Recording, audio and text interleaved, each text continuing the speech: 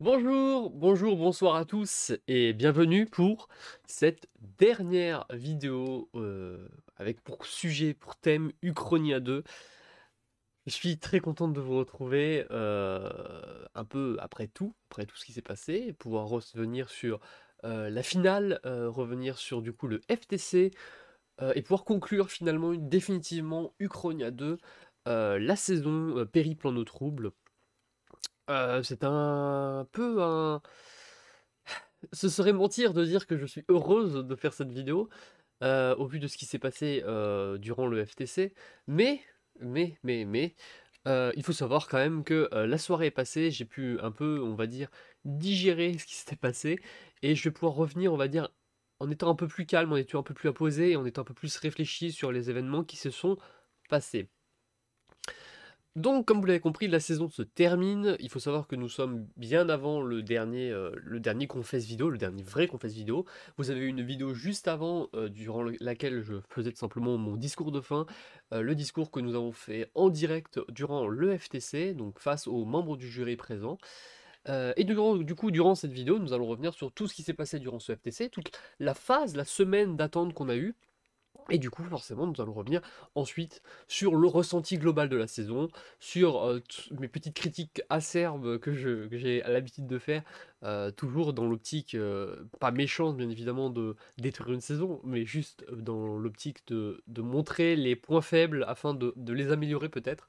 Car, je vais immédiatement le dire en introduction, mais même si certaines critiques seront un peu plus négatives, je suis très fan de cette saison et je considère que c'est l'une des meilleures orgues auxquelles j'ai participé depuis le début, tout simplement. Depuis toutes mes orgues, toutes mes participations, depuis le début, je suis content. Malgré tout, nous allons revenir sur plein de petits points à travers cette ultime vidéo, 7 pour être plus précis.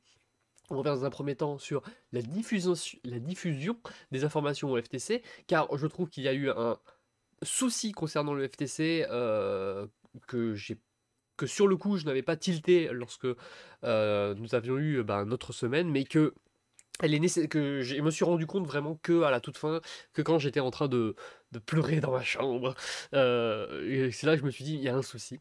Et je voulais en revenir dessus parce que pour moi c'est important.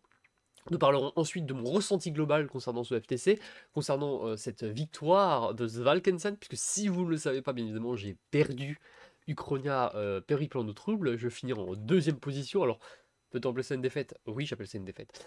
En troisième partie, nous reviendrons bien sûr sur mon ressenti cette fois-ci global de la saison. Bien évidemment, nous parlerons du twist raté de l'avant-merge,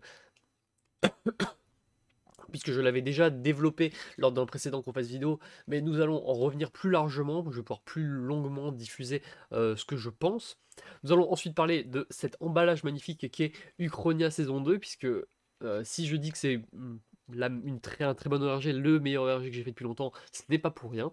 Nous parlerons bien évidemment de ces fameuses montagnes russes qui, je pense, ont été la meilleure métaphore de mon aventure.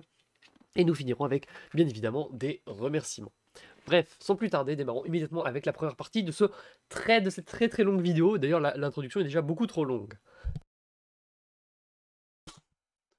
Du coup, la diffusion des informations au FTC. J'aimerais revenir sur un point qui, je trouve, est raté concernant le FTC et concernant l'organisation qui a été faite concernant les absents.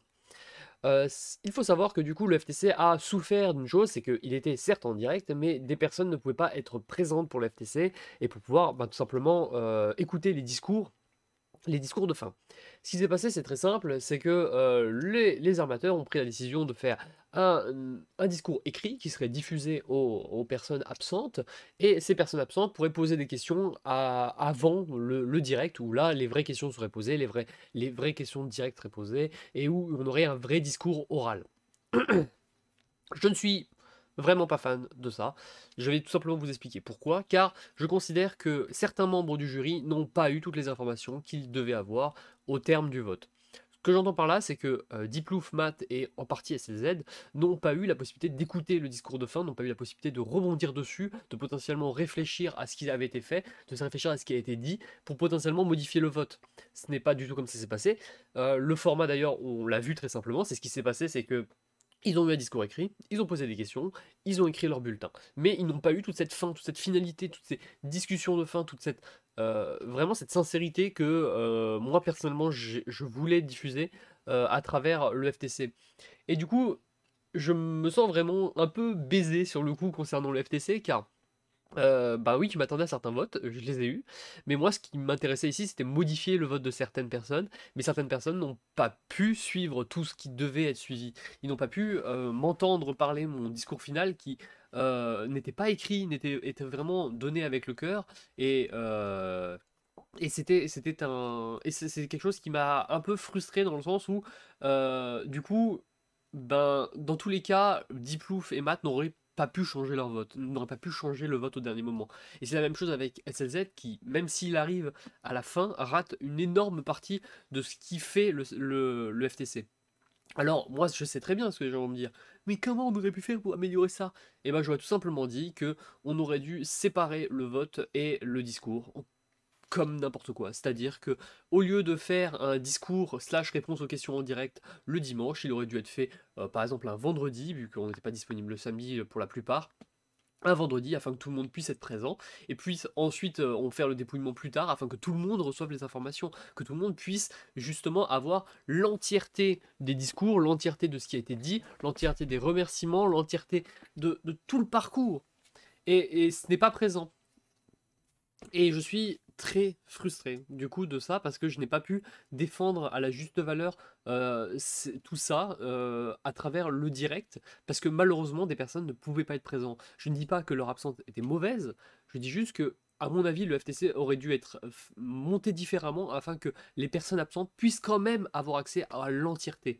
Ce qu'il faut savoir, c'est qu'un truc a été fait, c'est que le discours de fin a été enregistré par les armateurs, mais cet enregistrement ne sert à rien, puisque il faut pour qu'il ait un intérêt, pour qu'il ait un vrai intérêt, il faut le diffuser avant le vote. Sinon, ça ne sert à rien. Et en fait, ce qui se passe, c'est que du coup, il n'a eu vraiment aucun intérêt, puisque bien évidemment, Diplouf et Matt n'allaient pas se connecter miraculeusement pour juste écouter le discours des deux finalistes. Bref, je trouve ça un peu dommage de conclure le FTC avec un FTC un peu raté, parce que je me sens un peu flouté sur ce point-là. Voilà. Mais est-ce que ça aurait changé quelque chose? Malheureusement pas, à mon avis. Et on va revenir du coup sur mon ressenti au FTC. J'étais plutôt dégoûté hier soir. Il faut bien comprendre par là que déjà, bon, j'aime pas perdre, c'est un point important.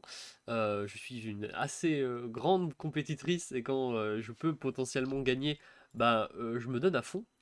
D'ailleurs, je pense que ça s'est vu à travers toute la saison, je me suis toujours donné à fond. Mais le FTC que j'ai vécu hier soir était une très grande douleur, autant dans la durée, parce que bah, ça a duré ce que ça devait durer, mais aussi dans le résultat et dans ce que j'espérais atteindre à l'aide de ce FTC. Il faut comprendre par là que j'en veux pas particulièrement à certains joueurs d'avoir, je considère, manqué de respect à ce qu'était le FTC pour certaines personnes. Moi, j'ai toujours dit, j'ai toujours diffusé que certaines personnes jouent pour le jeu et ne pensent pas aux personnes qui prennent ça sérieusement. Quand je dis que j'apprécie certaines personnes, c'est vrai, c'est totalement vrai, c'était pas de la manipulation, c'est pas pour le plaisir d'atteindre vos votes, non, c'est pas vrai, c'est vraiment que j'ai une certaine importance. Et la plupart des jurys m'ont pas respecté durant ce FTC. Et je vais longuement revenir. Dans un premier temps, revenir sur le cas de SLZ qui me pose une question nulle. Ce n'est pas contre toi, SLZ, mais il suffisait de lire mon discours pour comprendre que ta question ne servait à rien. Et donc du coup, j'avais des questions qui ne servaient à rien. C'est le cas de Matt qui décide de me poser une question absolument débile, de tout simplement quels sont mon impact durant le F4 et le F3 alors qu'il sait très bien que j'allais me battre pour me sauver et que si Tisla me donne son immunité, ce n'est pas absolument pas parce que je lui ai demandé ou parce que j'ai forcé. Qui aurait pu prévoir que quelqu'un donnerait son immunité? J'allais pas demander à Tisla de donner son immunité, c'est totalement débile. Et le F3, d'autant plus la question était posée en rapport avec le F3, jamais, au grand jamais, on a un contrôle au F3 lorsque ce n'est pas nous qui avons le mot décisionnaire. C'est le finaliste, justement, c'est connu pour ça. C'est justement pour ça que, euh, c'est justement pour ça que la décision du F3 est quelque chose d'extrêmement important dans le cadre d'une finale F2. C'est que les deux autres finalistes n'ont plus vraiment le contrôle, non plus vraiment la possibilité de se défendre, puisque l'argument final qui sera retenu sera l'argument du finaliste, et s'il est bloqué sur un argument, il sera bloqué dans sa décision quoi qu'il arrive.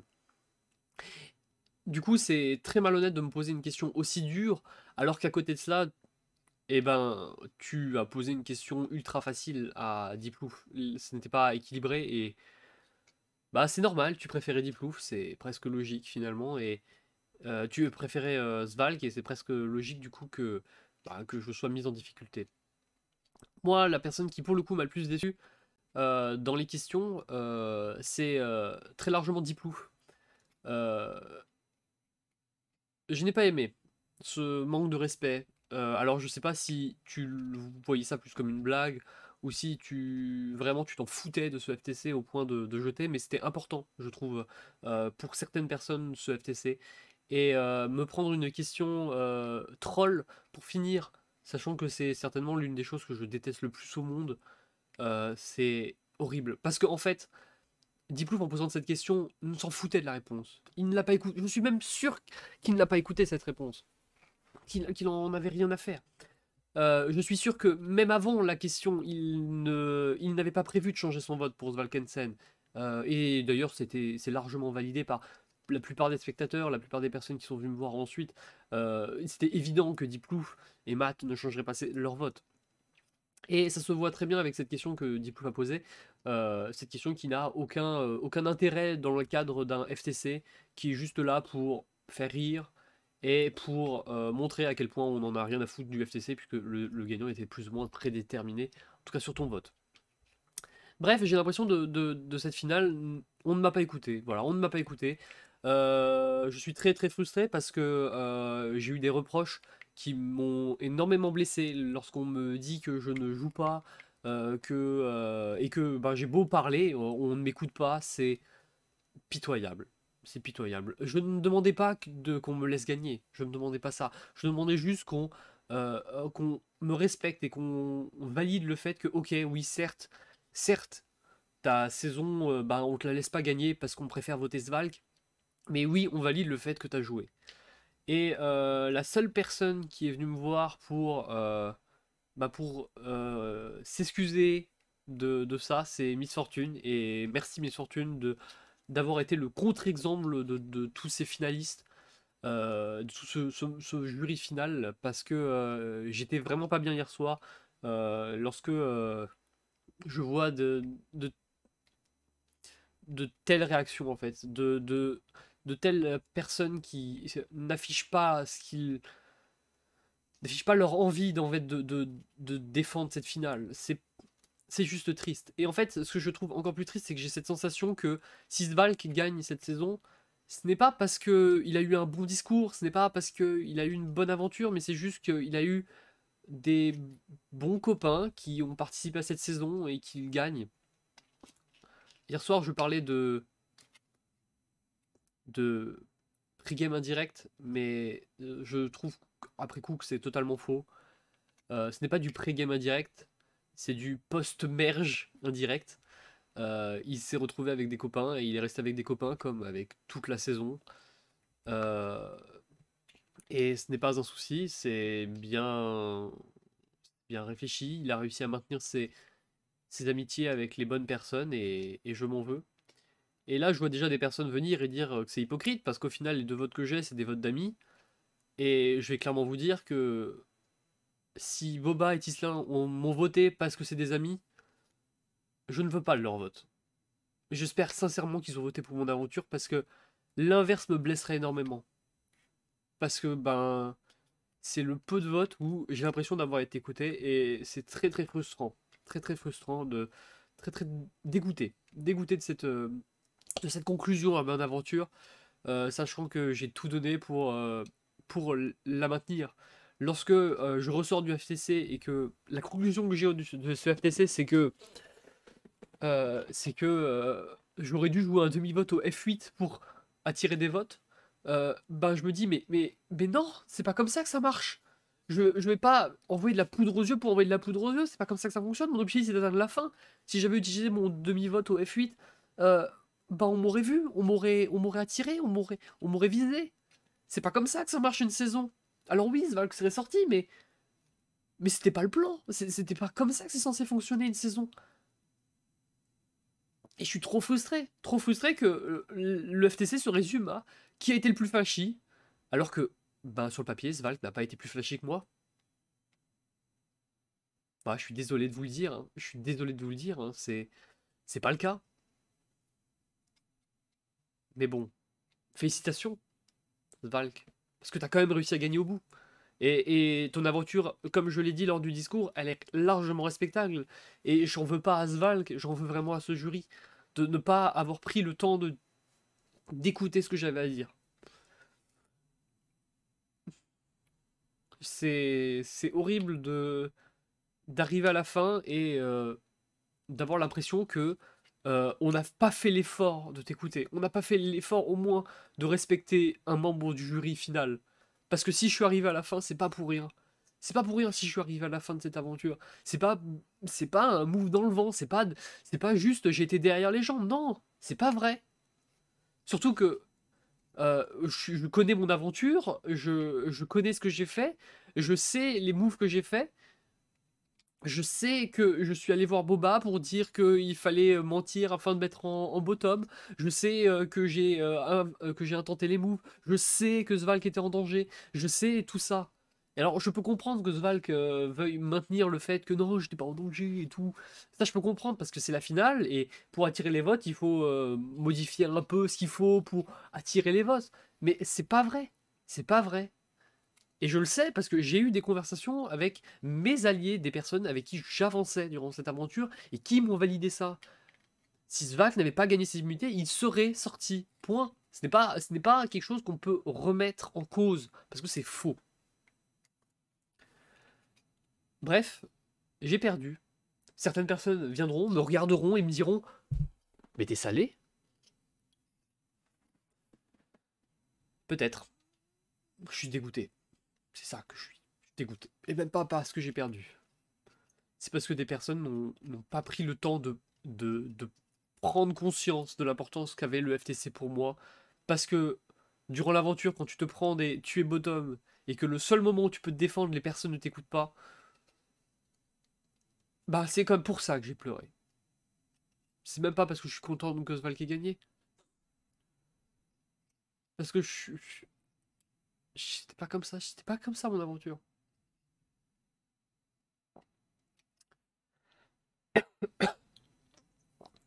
Du coup, maintenant on va parler en troisième partie du ressenti global de cette saison. Comme j'ai dit durant mon discours, je vais pas longuement le rattraper, mais je suis fier de mon aventure. Parce que au-delà du fait que j'ai bah, perdu le haut bout, je suis et que on ne veut pas absolument pas m'écouter sur le fait que j'ai eu un contrôle de mon aventure, ce qui est vrai. Au-delà de ça, je suis très content de mon aventure, je suis très fier d'avoir pu aller jusqu'au bout, d'avoir pu diriger les votes comme bon me semble. Je sais que des personnes ne sont pas d'accord sur le fait que tel move est un mauvais move ou pas. C'est le point de vue de chacun, comme on dit. C'est le point de vue de toutes les personnes de la saison. Chacun a un point de vue. Moi, j'ai un point de vue qui est le mien. Et forcément, comme je l'ai dit, ma bootlist est totalement différente initialement. Mais le concept, le but au bout, c'était quand même d'atteindre la finale, ce qui est totalement réussi. Je suis très contente de tout ça. Je suis très contente d'avoir participé au move d'animation de Thiago, de m'être mis en bottom à partir de Zelek, d'avoir réussi à finalement sortir alors qu'on était en minorité à partir de l'élimination de Miss Fortune. Je suis contente d'avoir réussi à finalement avoir le jeu que je souhaitais. Et même si la finale n'était pas celle que j'espérais, je suis quand même contente du résultat global de cette aventure. Et, euh, et, Et je suis contente d'avoir eu la possibilité de découvrir de personnes incroyables, d'avoir permis de découvrir Mucus, qui est une personne trop sympathique, trop gentille, qui peut-être a été l'un des rares à m'avoir écouté. D'avoir rencontré Tislin, qui est une personne vraiment trop gentille, tout le temps à l'écoute des autres, qui est à la fois marrant et à la fois à l'écoute. C'est un pur bonheur d'avoir découvert Miss Fortune, qui a un bon mood, qui, dès qu'elle fait une gaffe un peu à ma manière, va s'excuser et tout. C'est une incroyable personne. D'avoir rencontré Boba, qui est pour le coup un vrai bon ami. Enfin, en tout cas, un vrai bon ami découvert durant cette saison. Et c'est d'autant plus marquant que lors de sa sortie à Boba, j'étais vraiment dans le mal, même si j'étais contente au fond, j'étais vraiment dans le mal euh, parce que je l'apprécie. Voilà, c'est un ami. De belles découvertes. Euh, Bref, une saison que j'ai tout particulièrement appréciée dans sa globalité. Peut-être la seule ombre au tableau, c'est bien évidemment le Hollandais volant. Tout simplement parce qu'il ne s'est pas passé comme il voulait. Et pas juste parce que j'ai mal joué. Oui, c'est un fait, j'ai mal joué au Hollandais volant. Mais aussi parce que, à mon avis, c'est peut-être le gros point noir de cette saison du Chronia. Le point où. euh, le point où je me mets d'accord avec moi-même, on va dire. Qu'est-ce que tu dis, Noshi? Où je considère que c'est le raté de Uchronia. Le twist était vraiment trop bon. J'adore le système de devis, c'était vraiment génial. Et comme Svalk a pu le faire, il y a eu la possibilité de faire des doubles boots. Et ça, je trouve des pépites. J'adore ça. Je considère que c'est vraiment un twist bien foutu sur ce point-là. Par contre, le twist est raté dans l'aspect immunité. Euh, la recherche était trop dure.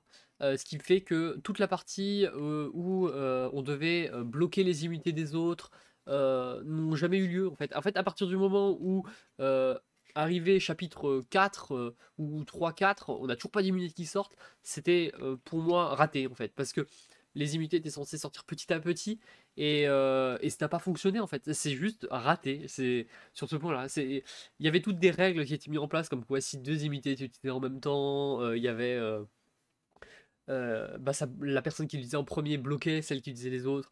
Du coup, il y avait tout cet aspect stratégique derrière qui finalement ne sera jamais utilisé puisqu'il n'y a jamais eu d'immunité. Donc voilà, c'est raté. Voilà, c'est raté. C'est dommage parce qu'il y avait un potentiel.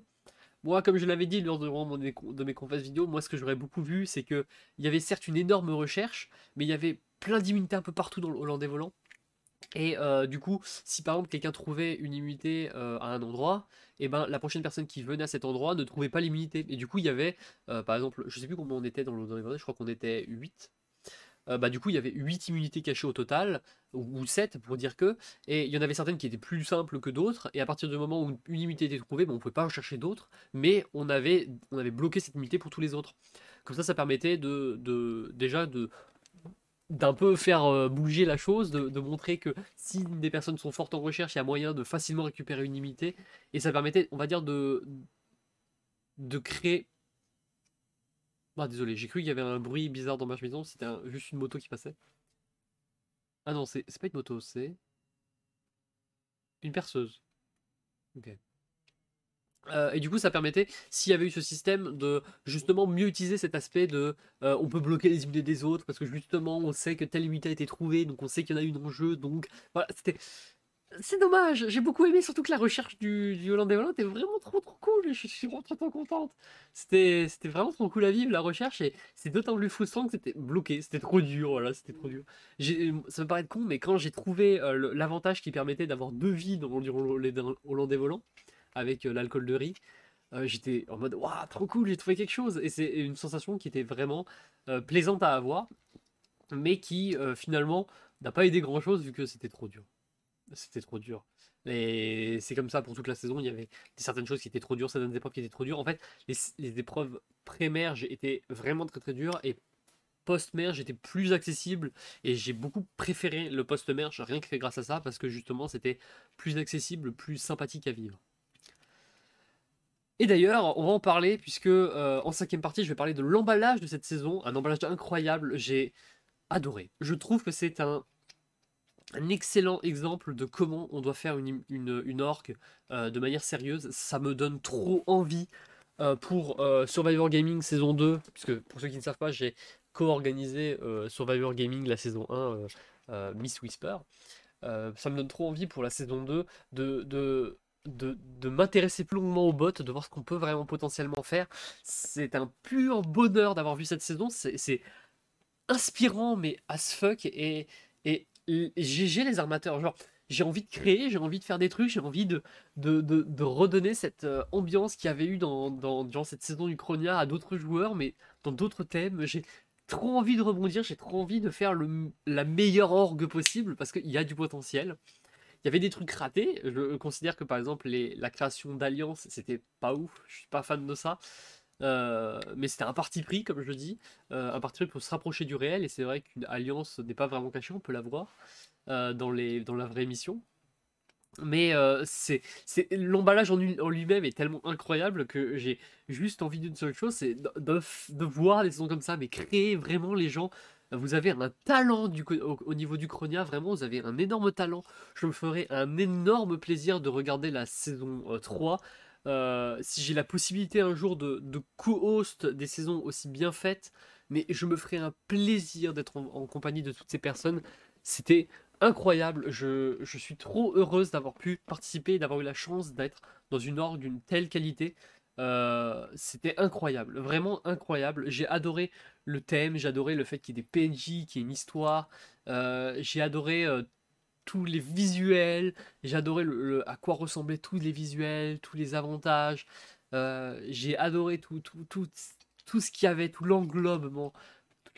C'était trop bien. C'était trop bien. Et ce qui m'a d'autant plus marqué, c'est vraiment cette introduction quand tu es habitué à avoir des orgues d'une qualité un peu moindre ou un peu plus fait pour l'aspect aventure, pour l'aspect avantage. Là, tomber face à une orgue qui est vraiment faite scénaristiquement, avec l'introduction, avec une histoire, et que chaque histoire amène le twist, c'est... Oh, oh, je vous aime, je vous aime. Ah, l'équipe de host de Uchronia, je vous aime. C'était incroyable. Vraiment, merci. Merci d'avoir fait quelque chose d'aussi beau. C'était incroyable. Cette aventure, c'était, et j'en parle dans la sixième partie, une des vraies montagnes russes. Et c'est ça qui fait que j'étais à fond dans cette aventure. Tout ce qui s'est passé, genre la première composition qui m'allait pas, mais la deuxième est mieux. Je suis avec un allié sur un côté, mais je suis un allié avec un autre. Les épreuves sont horribles, mais ça se passe bien. Je suis mis en difficulté, mais je m'en sors bien. Je me sens mal à la fin du jeu parce que je vais certainement partir en FMC malgré ma maladie, et malgré ça je gagne. Malgré tous mes combats, il y a telle personne qui sort, mais malgré ça j'arrive à sortir de la minorité. Cette saison était incroyable. Voilà, j'ai que ça à dire. Je le dis avec le cœur. J'ai adoré cette saison. Je, je suis trop heureuse. C'est horrible que j'ai un point de vue aussi négatif de cette fin de saison. Parce que j'ai adoré dans sa globalité la saison et je suis trop heureuse d'avoir participé. Je suis trop heureuse. Et je le dis avec le cœur vraiment parce que j'ai adoré. Et c'est d'autant plus frustrant que là maintenant je ne peux même pas aller voir les channels des autres parce que je suis trop frustré. Je suis trop dégoûté de cette fin. J'aurais espéré mieux. J'aurais vraiment espéré qu'on m'entende. Et on a... Et c'est ça qui s'est passé. Je n'ai même pas le courage d'aller voir les confessionnaux des autres et de voir les raisons de vote des autres. Ah, qu'est-ce que c'est frustrant. Qu'est-ce que je suis dégoûté. Juste, merci. Cette aventure a été incroyable. Et même si cette conclusion ne me convient pas, même si je suis dégoûté du Chronia juste par cette conclusion, il n'empêche que tous ces joueurs ont été incroyables et ont permis de créer une incroyable saison. Parce que là, vous voyez, je dis, ma saison est incroyable, je suis trop contente. Mais elle serait pas aussi incroyable s'il n'y avait pas eu tous ces joueurs. Euh, Elle serait pas incroyable s'il y avait eu toutes ces madigances, toutes ces tentatives, toutes ces éliminations. elle serait pas là. Tous ces personnages, tous ces protagonistes, il n'y aurait pas de saison. Juste, merci. J'ai eu des ressentis différents avec plein de personnes et je suis trop contente. Trop, trop, trop, trop contente d'avoir pu conclure. D'avoir pu aller jusqu'au bout de cette saison et d'avoir pu rencontrer toutes ces personnes. D'avoir pu avoir des ennemis durant la saison comme Matt. D'avoir Svalk parlait d'affrontement constant avec Svalk, mais en vrai, c'était pas vraiment vrai. C'était pas un affrontement constant avec Svalk. Parce que un affrontement constant avec Svalk, c'était un affrontement où j'aurais juste envie de pas le voir, de pas l'encadrer, mais c'est pas vrai, je suis trop content de l'affronter à la fin. Je voulais l'affronter à la fin. C'est un incroyable compétiteur et c'était un pur bonheur de l'affronter.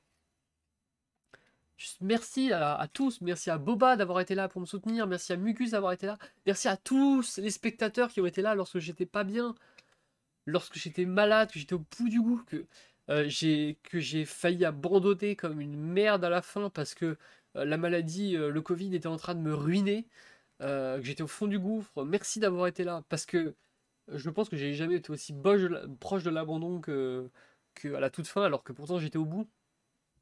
Genre, merci. Merci d'avoir été là. Merci aux armateurs d'avoir permis une telle aventure. Je suis mais trop heureuse. Trop, trop, trop heureuse d'avoir été cast.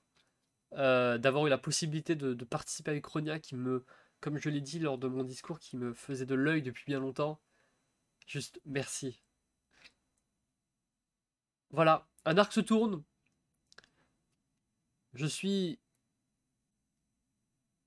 contente d'avoir battu un record quand même, parce que bah j'ai réussi à atteindre FTC, c'est la première fois en orgue.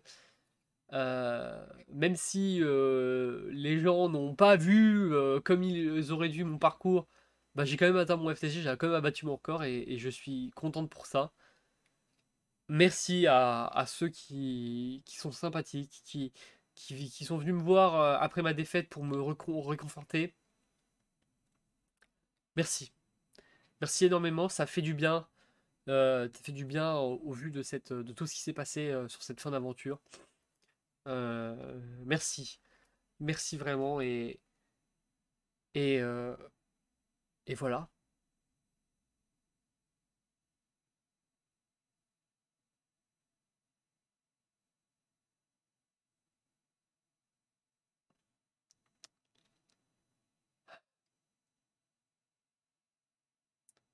J'ai eu la chance d'être dans un casting avec beaucoup de gens sérieux, des gens qui ont joué sérieusement.